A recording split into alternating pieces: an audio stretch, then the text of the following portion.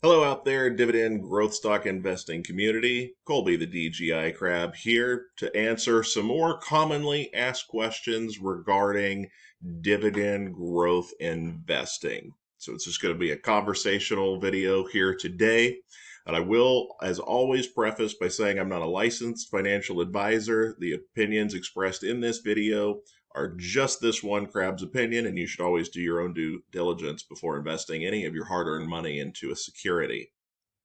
I do have links in the description below to helpful videos on the channel that outline the 4 tiers where I've taken 60 total individual growth stocks, broken them into 4 separate categories based on your age, and I've also done something very similar for ETFs. So all that's linked in the description below. Go and check those out and hit the good YouTube buttons while you're here. You know what they are.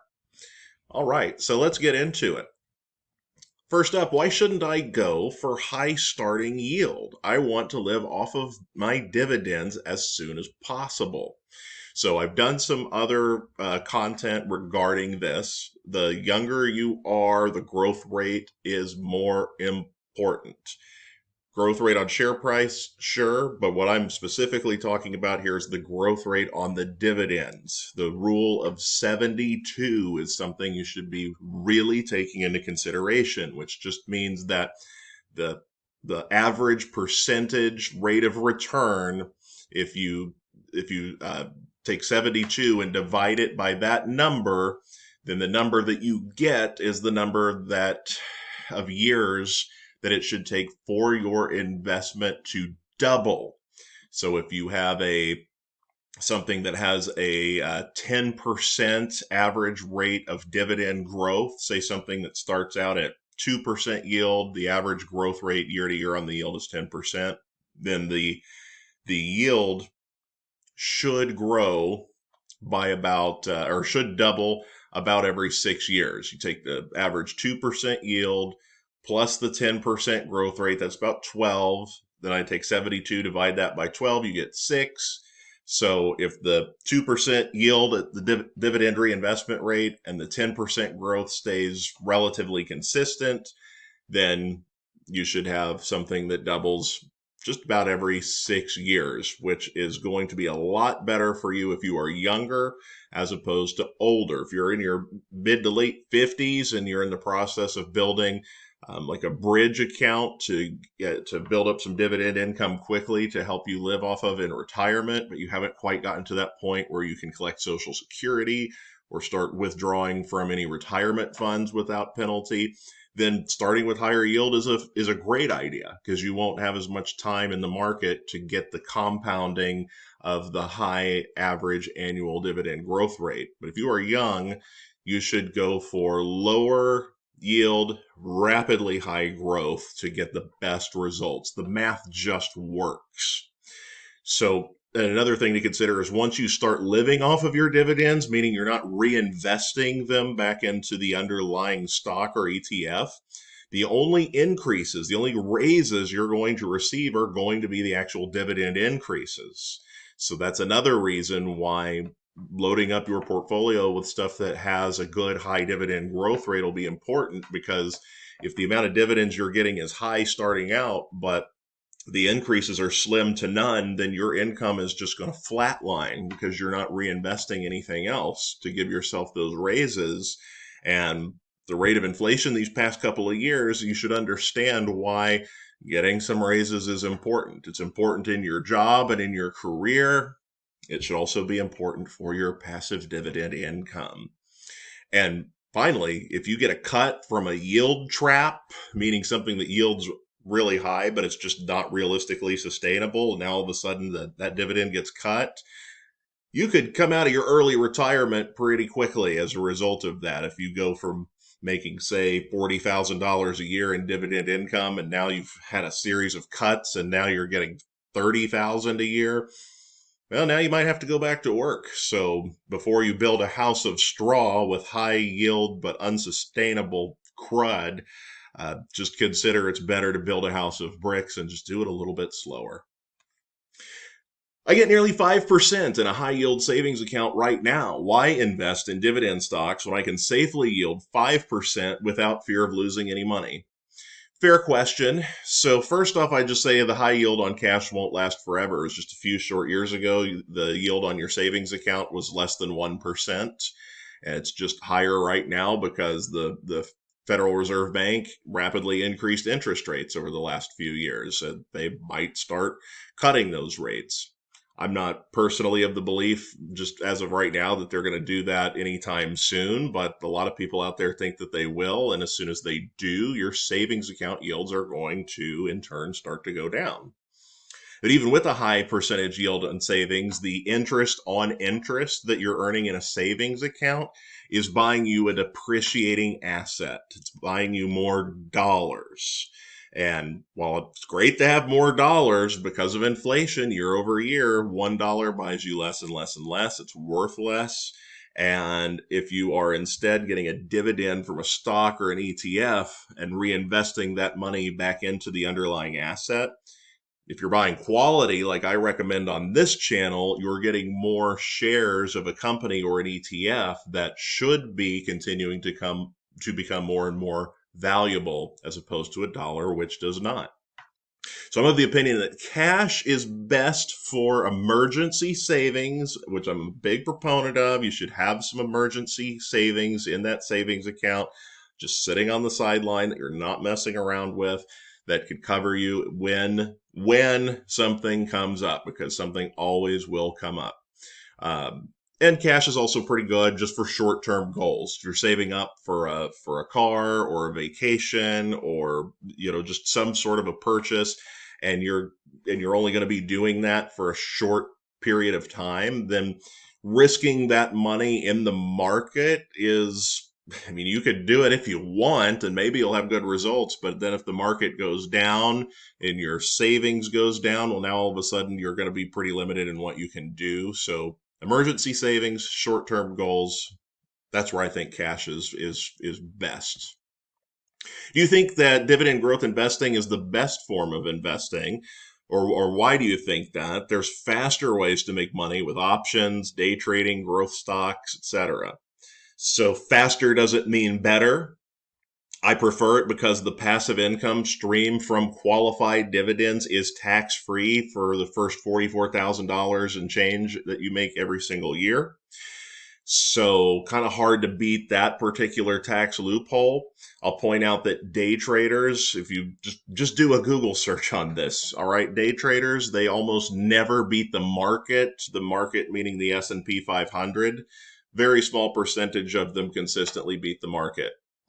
And then finally, when you're retired, if you have a growth stock portfolio, just something that pays little to no dividends, and you're ready to just retire and start living off of your assets, well, if they don't pay dividends, you have to start selling off the assets. You have to start selling shares of the stock. Again, with the volatility that happens in the market, this might feel great in a year like 2024, where we've had a very up market. But imagine if you had retired with a growth stock portfolio in 2020 when we saw the COVID crash, or 2008 during the financial crisis when the markets just absolutely tanked, and all of a sudden your nest egg gets cut in half temporarily, but it gets cut in half. Well, now you're selling off shares at an absolute bargain to bargain hunters, maybe like me, in order to live off of. If you have a portfolio that's paying you dividends consistently, if you're getting enough of those dividends, you don't have to sell the underlying asset. You just take the cash from the dividends, you live comfortably. That's the way that I'd like to retire. It's a lot more stress-free. Do you invest in Bitcoin or other cryptocurrencies? Yes, I do. I only hold Bitcoin, and I invest $35 into Bitcoin every single month. That's about all that I have to say about that. It's not something that I make a big part of my investing life or plan on. I'm not a cryptocurrency expert at all. I do think Bitcoin's here to stay for the long term. Anyone that's comparing Bitcoin to Beanie Babies at this point, I think is just at this point, they're a hater. They're trying really hard to be right about an opinion that they've probably held about it for a while.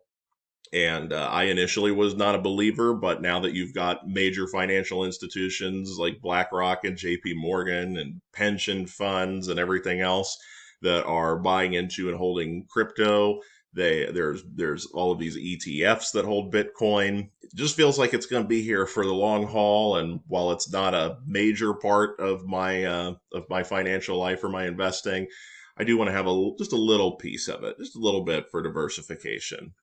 If it goes to zero, then losing out on that $35 a month, well, I'm not going to like it. It's not going to alter my plans in terms of my retirement goals or anything else. What is the appropriate sector allocation for portfolio? That's a great question. It's something that gets debated and discussed a lot. So for me and my strategy, I think that ETF investing prevents me from worrying about this. Largely, I invest at least 50% of my into my brokerage account. At least 50% is going into ETFs. So I've got a fair amount of sector diversification already just by doing that. There is a pretty common rule of thumb people use that say that if you've got a single stock allocation, it shouldn't be more than 4% of your overall portfolio.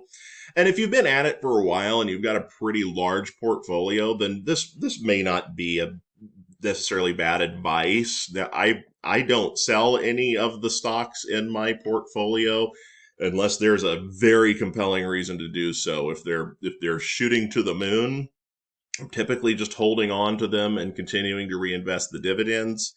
If you're just starting out and you're doing something similar to what I do, where you're putting half your money into ETFs and then the other half into some single stocks that appear to be on sale at the time, well, you might build up a pretty large position in an individual stock in the early days just because it's the best deal you can find on the market, and it'll be more than 4% of your portfolio.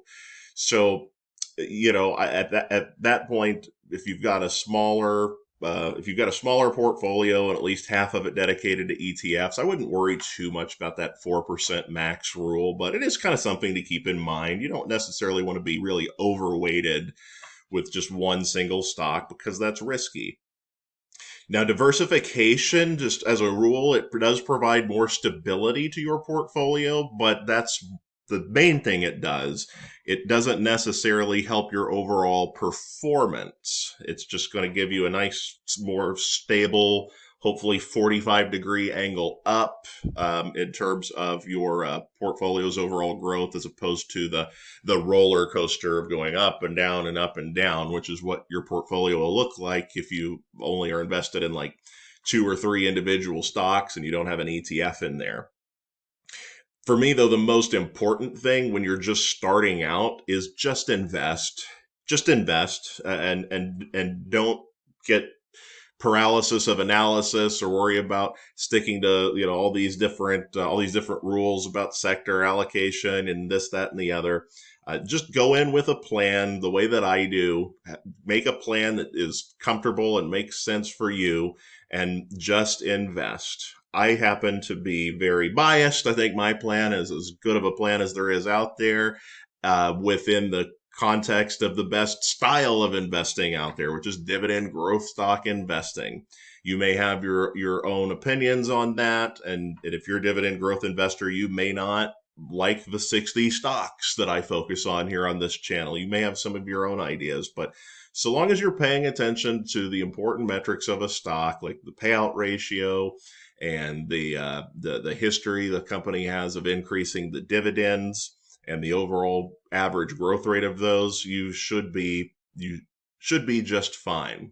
Always be ready to pivot if necessary, but just have a plan and invest. It's so much better than doing nothing at all. So that does it for this edition of Commonly Asked Questions about dividend growth investing. If you have any particular questions you want me to go into deep dive on, you can email those to me at dgicrab@yahoo.com. Or you can leave me a comment down there below and let me know what you think about any of this stuff. I hope you will take the time to hit the good YouTube buttons and take a look at some of the other videos on this channel where I outline my strategies that I like to use and how I'm building up a passive income portfolio for early retirement. With dividend growth stock investing, patience and perseverance accomplishes all things. Keep that in mind, and I will see you next time.